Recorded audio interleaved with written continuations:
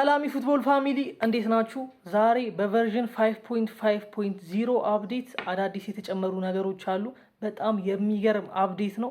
ምን የሚገርም እንዳስባለው በዚህ ቪዲዮ አብጠርጥረን ሁሉንም እናያለን ማለት ነው። ቻናላችን አዲስ ከሆናችሁ ሰብስክራይብ ማድረግ እንዳይረሳ። ወደ ቪዲዮ እንሂድ።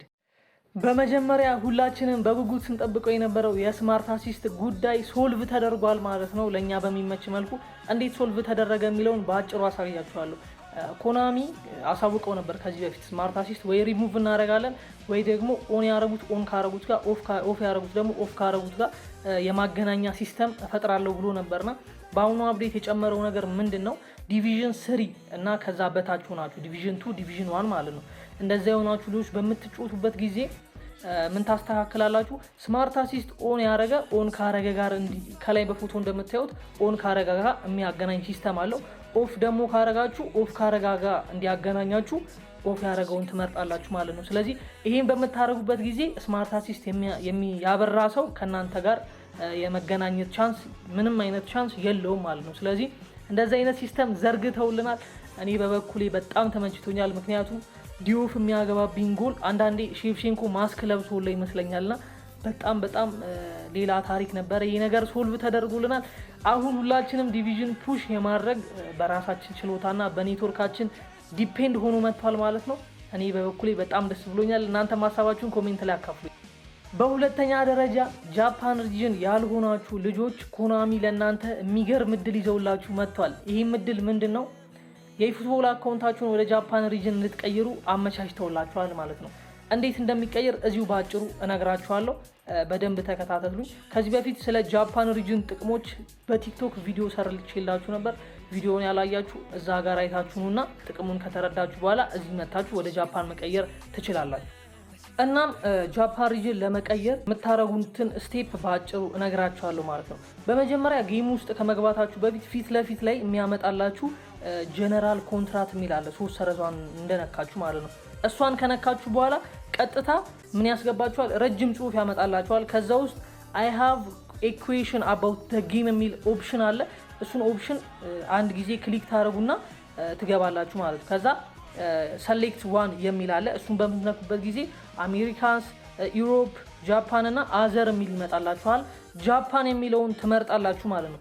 ጃፓን የሚለውን ከመረጣችሁ በኋላ ኔክስት የሚለውን ትጫናላችሁ። ከዛ የፉትቦላችሁን ዩዘር ኔም፣ የከፈታችሁበትን ኢሜል አድረስ፣ ከዛ ኮንፊርም ማድረጊያ ኢሜል አድረሱን ድጋሚ ታስገቡና ኢንኳይሪ ታይፕ የሚለው ላይ ያላችሁ ለምንድን ነው ላይክ ይሄ ምንድነው የምታደርጉት?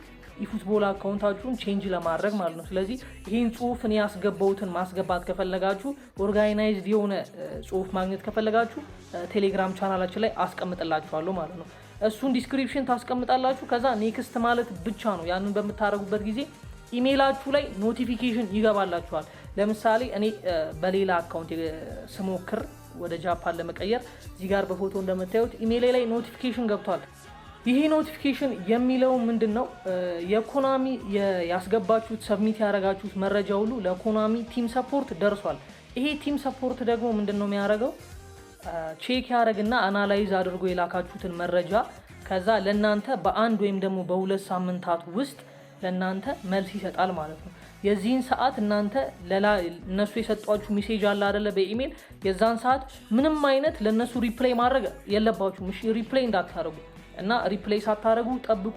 በአንድ ወይ በ2 ሳምንት ውስጥ መልስ ይሰጣችኋል። ያንን መልስ በማየት ከዛ ጌማችሁ ውስጥ ብራዚል ከነበረ አዘር ካንትሪ ከነበረ ወደ ጃፓን ቼንጅ ይሆንላችኋል ማለት ነው። እና በትዕግስት ጠብቁ። 1 ወይ 2 ሳምንት እነሱ ቼክ አድርገው አናላይዝ አድርገው አይ ቲንክ ክራይቴሪያ አላቸው የሚቀየርበት መንገድ የአካውንታችሁን አናላይዝ አድርገው የተወሰነ ነገር ይመልሱላችኋል ማለት ነው። ስለዚህ በትዕግስት ጠብቁ። ሶስተኛ ካዝሚሮ ሳተርዴይ ይመጣል ማለት ነው። ሎንግ ሬንጅ ታክል እና ቡሌት ሄደር ስኪል ይዞ ነው የሚመጣው። አይ ዶንት ኖ ለዲኤምኤፍ ቡሌት ሄደር ስኪል ለምን እንደሰጡት። ምክንያቱም ከዛ በላይ አስፈላጊ ስኪሎች አሉ ለዲኤምኤፍ ማለት ነው። ግን ለምን ቡሌት ሄደር እንደሰጡት አላውቅም። ብቻ ሳተርዴይ ይመጣል። ምን አይነት ካርድ ነው የሚለውን ከመጣ በኋላ አብረን የምናየውናል።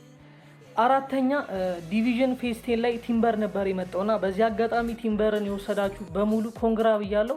አሁን ደግሞ በፌዝ 11 ማለት ነው ኒኮ ሽሎተርበርግ መጥቷል። ምን አይነት ካርድ ነው የሚለው ስታቱ እስካሁን አልተለቀቀም። ስታቱን እንዳገኘው በቲክቶክ አጠር ያለ ቪዲዮ ስለሱ ተጫዋች የምሰራላችሁ ይሆናል። በመቀጠል ዳርዊን ኑኔዝ እና ጆርዲ አልባ መጥተዋል ማለት ነው። በፊት ሲልቨስተር ፕላስ 50 ኮይን እና ቫኒስትሮይ ፕላስ 100 ኮይን እንደምትገዙት አለ አይደለ? እንደዛ በኮይን ስቶር ላይ መግዛት ትችላላችሁ ማለት ነው። ዳርዊን ኑኔዝ ያለው ስታት ይህንን ይመስላል። ጆርዲ አልባ ያለው ስታት ደግሞ ይህንን ይመስላል። ምንም አይሉም፣ አሪፍ ካርዶች ናቸው። ስለነሱም ከኒኮ ሽሎተርበርግ ጋር አጠር አድርጌ በቲክቶክ ቪዲዮ ሰራላችኋለሁ። ሌላ ዴክላን ራይስ፣ ሃላንድ እና ኢኪቲኬ ናቸው የመጡት የዛሬው ፓክ። ራይስም አሪፍ ካርድ ናቸው፣ ግን ስለነሱም አንድ ላይ ሰብሰብ አድርጌ ቪዲዮ እንዳይረዘም በቲክቶክ አጠር ያለ ቪዲዮ ሰራላችኋለሁ። በአጠቃላይ ቨርዥን 5.5.0 አፕዴት ይህንን ይመስላል። ብዙ ያልጠቀስኳቸው ነገሮች አሉ፣ ምክንያቱም ጌም ውስጥ ስትገቡ ፊት ለፊት የምታያቸው ነገሮች ናቸው ብዬ ስላሰብኩኝ ነው።